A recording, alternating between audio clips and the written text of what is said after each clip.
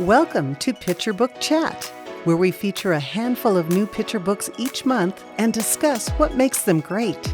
Whether you're a parent, caregiver, or teacher, you're bound to find some wonderful reading suggestions from librarians Mary Ellen Brax and Sheri Boggs.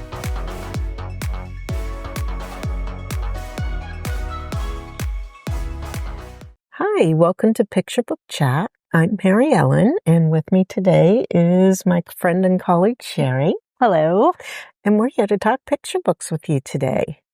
So, Sheri, what are we going to start off with today? Oh my gosh, we're going to start off with something I'm thinking would be great for toddlers. Mm-hmm. We've got Catnap and Bird Bath, and these are both by Steve Antony. He's the guy that did... They've been out for a while, like maybe 15 years. Thank You, Panda. Oh, yeah. Okay. He had a bunch like that. And I kind of haven't seen a lot from him, so I was really happy to see these. So let's start with Catnap. That's a little bit my favorite. Yeah. So first off, these end papers with the fish are really fun and eye-catching. I love our main character here, this very fluffy orange cat. And it starts out with a question. Nap, cat? Cat, nap. I love this expression. Blanket cat, teddy cat. So I love that it's kind of setting up like a bedtime or nap time routine, which is very important for toddlers. I love his little sippy cup. Oh, it's so cute. I think he's going to be very relatable to his little audience. Yeah. And here you've got the resistance. Oh, not playtime cat, nap time. No, not super cat, nap cat. So I love the repetition of the 3-letter word sounds, which really the size of this text, I love that. I mean, it's not designed to be an easy reader, but I was thinking the same thing. It could be easily. Yeah, like it's tons of white space, nice big font, clear and easy to read. Just lots of fun. And then in Bird Bath, Let me do these for you. I love the rainbow end papers. It turns out those are the towels for the bath.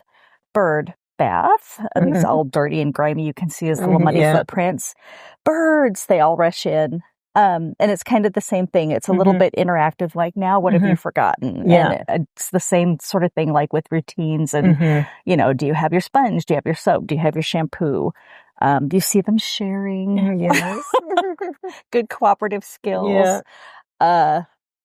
Just great. I really love these, and I think they're going to be great for like toddler story time, but also one-on-one. So what do you think? Yeah, I love these. I think these will be great since a lot of times when you're reading with toddlers, you want to do things that they're familiar with. So these routine type ones are perfect for that age group. Yeah. And they're going to be great story time books because the format is nice and big. Yes. I'm glad they didn't do a small little board book with these. For what? Yeah.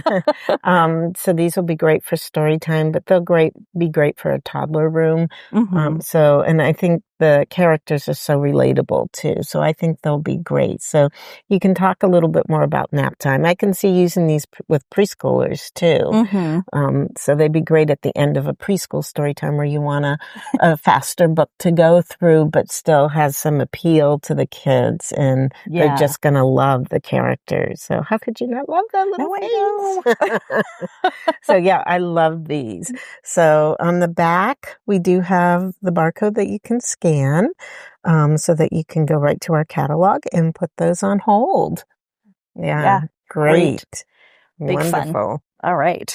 What do we have next, Mary Ellen? We have a new one out by David Shannon. I was so happy to see this. That's Not Funny, David, by David Shannon. So when I was reading this, I kept thinking this is a great one for social emotional, and which is a theme that, you know, we get a lot of questions about. But what I loved was the author's note. And where is the line between funny and not funny? You can't see it. It's not a solid line. It's not even stationary. It constantly shifts and twists depending on who you're with, where you are, and where you're going, or what kind of mood your mother is in. And so then there's more to that.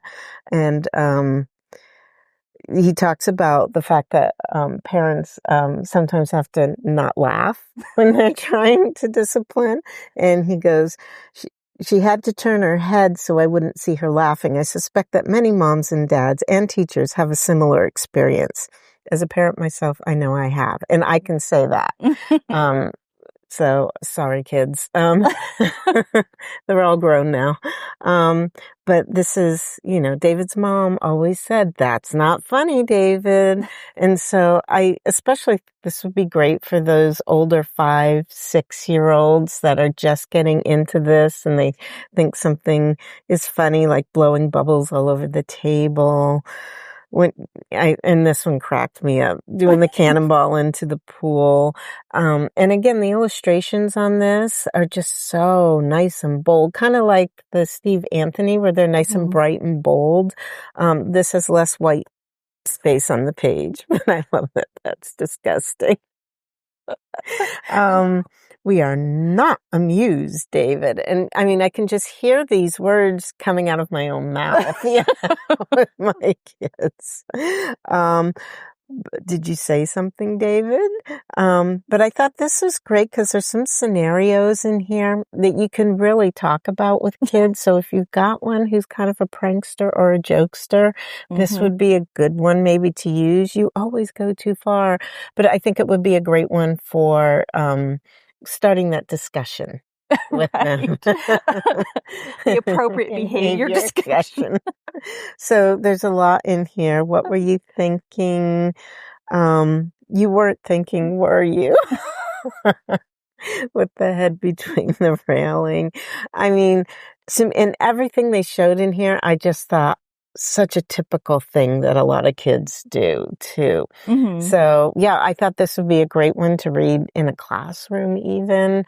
You can talk about if you're talking about rules in your classroom and why you do them and what really is funny and what's not funny and how people might feel if you laugh at them too. So David Shannon did not disappoint with his new book.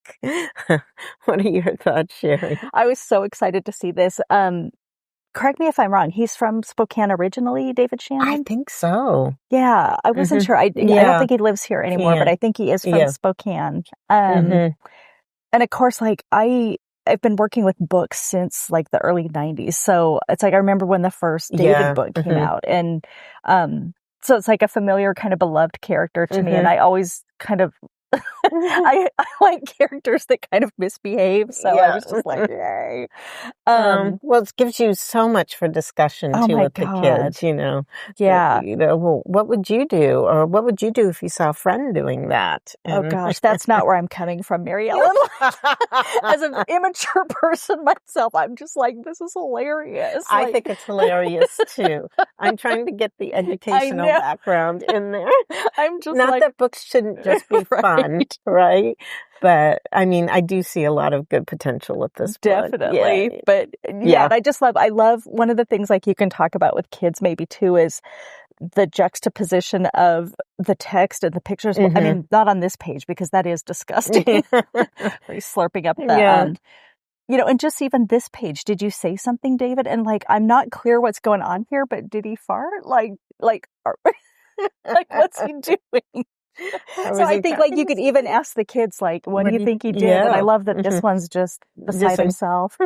What were you thinking? There was one where, oh God, that one. Yeah. Amazing. Yeah. So I just don't even think about it. I love that one. I can't tell you how many times I've walked in on my kids and go, don't even think about that, catching them right before. What do you think is going to happen? Yeah. So I love how this works, like, because what he's doing is very funny, but then there's this other layer of, well, it doesn't feel good when we go too far, does it? Like, we get our heads stuck between the bars, we're embarrassed, we get in trouble. Right. And I always love, like, I think with all of these David books, they always kind of end with, like, in the end, he's really a sweet kid, or he has his moments maybe. And this is one of them where she's just like, what am I going to do with you? And he's just smiling. It's so great. Yeah. So it's a really fun book. Yeah. Definitely. But hilarious. You can see there's some things that you could talk with kids about too. Right. Consequences. Exactly. What do we call them? Like teaching moments? Teaching moments, yes. Learning moments. Yeah. So that's Not Funny, David, by David Shannon. Here's the code so you can scan it and place a hold. Yeah. All right. Yes. Oh my gosh. Our next book. Yes. It's so fun. Okay. I love. Oh, wait, it's my turn, isn't it? Okay. Yeah. I was just talking so much about this. Little Freddie Two Pants, and I love the sign. The dog with too many pants. Mm-hmm. There's your story right there. The end papers, I love that they're little pants and they're different kinds. Like you've got like these little joggers, and it looks like you've got some jeans, some little some flares, and some little torn knees. So you can talk about fashion as you're looking at this one. And this is another one that's interactive where the narrator is talking to the reader. Yeah. Oh, Freddie, why are you wearing two pants? Two pants is too many pants. So I like, the different uses of two, there's two and then there's like too many. Yeah. I don't know. There was a meme going around. I don't know how long ago, but it was like, if dogs wore pants, how would they wear them? Would they wear them like on their lower half, or would they wear them at the waist, kind of like he's doing there? And I love that this book kind of plays with that a little bit. Freddie, where are you going? Come back here. You should not wear so many pants. And he's got like 3 pants. And it's like 3 pants is too many pants too. Yeah. Pants on your head. Freddie, that's not where pants go. And I think this would be really fun for preschoolers because they love to do things like put underpants on their head and play with clothes and wear them in ways that they're not designed for. It'd be great for a getting dressed unit because it would be a fun take on it to say, what should Freddie be doing right now? Right. What's the right number of pants? Yeah. I love that there's this secondary character of the monkey. Why is that monkey wearing your pants? And like you say, like it's very instructive. It's like, okay, now we're talking about the shirts and where shirts do not go. Right. So just like really huge illustrations. That's another thing I like. Nice and bright. Good for story time. What did you think about this one? Oh, I loved it. I thought it was so much fun because you can do the whole dress, put it into a thing on getting dressed, which is so great for those toddlers and young preschoolers. The older preschoolers are going to love it just because of the humor. But yeah, you could do a lot with this one and just have a lot of fun with it and say, you could have the kids draw a picture. Where do you think Freddie should be wearing his pants?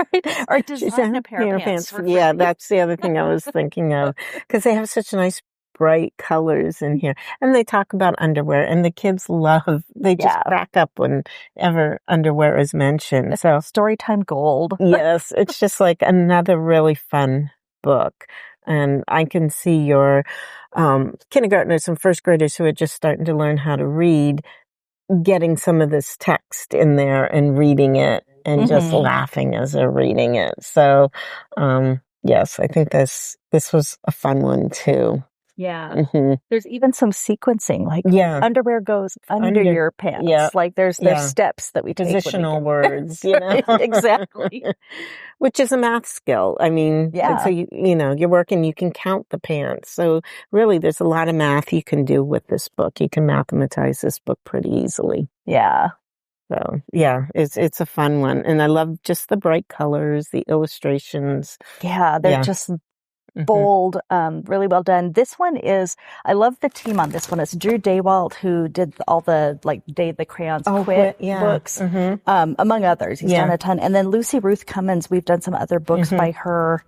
I'm blanking on some of the titles, but I always love her work. Like it's usually got these bold outlines and super kind of big scale illustrations, but not very cluttered. Yeah.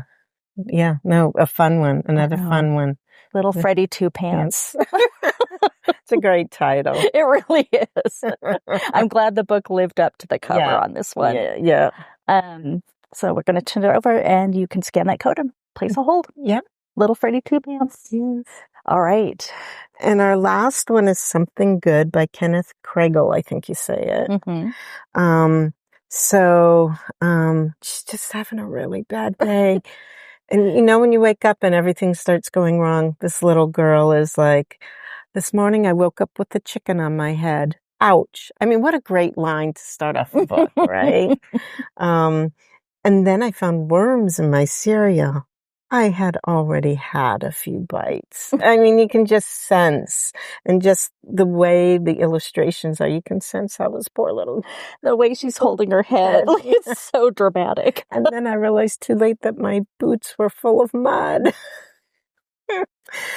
Blah, nothing good ever happens to me. And, working with kids for a long time, you have days where, kids come in, nothing good is going on. So I think this is very relatable. I mean, it's relatable to me as an adult. Oh my God, yeah. Kids, adults. And then she gets her feelings hurt a little bit because Zoe, her friend, isn't paying attention to her. And then she fell into a hole. I mean, it was just... and then a hairy mastodon sat over the hole and took a nap. Of course. I thought they were supposed to be extinct. Yeah. It was just great. But then she trips over something, and she says, of course.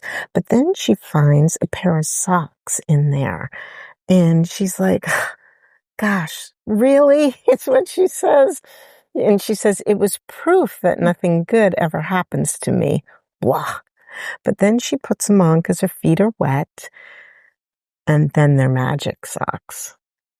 And she takes off. And then her whole demeanor changed. It was bliss. It was joy. It was wonder. It was...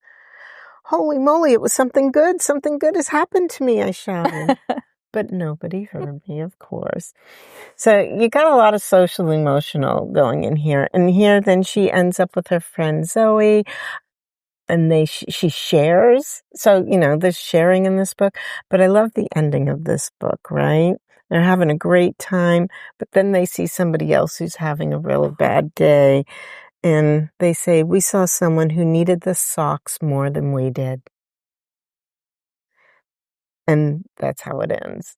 And I love the ending of this one. Mm-hmm. I think just the ability to get that across of how you're feeling on some days is amazing. Mm-hmm. So I think this would be great to use for social emotional. If somebody's having a particularly bad day or week, I mean, I think this would be a good one to say, yeah, that happens to all of us. But then things get better. And I think that's the hard part with working with kids. It's just letting know it will get better. It'll pass. It'll pass. But I just thought it was fun. I love the expressions on her face. I love just how he, I mean, and it says something good. So you're not thinking that there's going to be so much, like she's having such a tough time. So I did love that angle on it. What did you think?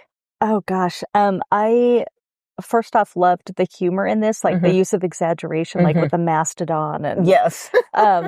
just I think that's going to have kids chuckling. And Mm-hmm. then I hadn't noticed this, I have to admit, but a reviewer, when I was looking at reviews of this one, pointed out how some of this looks like an homage to Charlie Brown and Peanuts. Oh, like the yeah. shapes of their faces and the fact that she's wearing like this little yellow jumper. And I noticed, like, looking through it after I read that, and then like these guys even look a little bit like Woodstock. Oh, yes.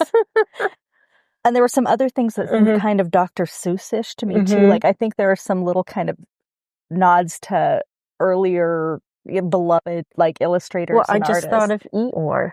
Oh, totally. You know? Winnie the Pooh, Eeyore.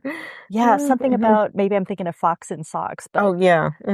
something about this page seems really Dr. Seuss-like to me. But oh, yeah, I hadn't even picked up on that, but yes. It's just a lot of fun. Like, I'm not familiar with this author-illustrator, but if this is their first book, I think it's a great Yeah, oh, I love all the effort. landscapes and everything, too. I Yeah. just think it's so... some of them are so pretty. And I mean, the colors are softer than the other books we looked at today. Yet it's more still, delicate. but it still pops. And I love when illustrators can do that. And it's softer colors, yet it still pops. Yeah. But just the detail in the grass. I mean, yeah. Yeah, it's just stunning. And then the social emotional aspect that you were talking about, like kids have bad days, adults have bad days, and reading this kind of got me out of a snit the other day. Like it was just like, oh, okay. Yeah. And that's a good life skill to have, is to remember, like, okay, it's maybe you're being a little dramatic about your behavior. Maybe you could try shaking it off and thinking of somebody else. Just really great. And I feel like the length was good. Like it kind of built up the main character's problem. Yeah. And, in just the right amount of time. Like it didn't go on too long talking about all the bad things that were happening. I feel like the pacing of it was pretty good. Yeah, I think it would make a great story time book. It would be great for the preschoolers. So. Yeah. I was thinking preschoolers too. Yeah. So great. Yeah, it was fun. It was a really good one. I enjoyed it. Yeah, I like it too. So that's Something Good by Kenneth Kraegel, and there's the code on the back. So you can place a hold. Oh, great. Well, thank you, Sheri, for picking out all these books. It was great fun, and I hope you all enjoyed the books. Remember, you can scan those codes and put your own holds on them. So thank you for joining us today, and we'll see you next time. Bye. Bye. Thanks for watching Picture Book Chat. If you enjoyed this discussion, please give it a like and subscribe so you don't miss a thing. We'll be back next month, and until then, happy reading with the children in your life.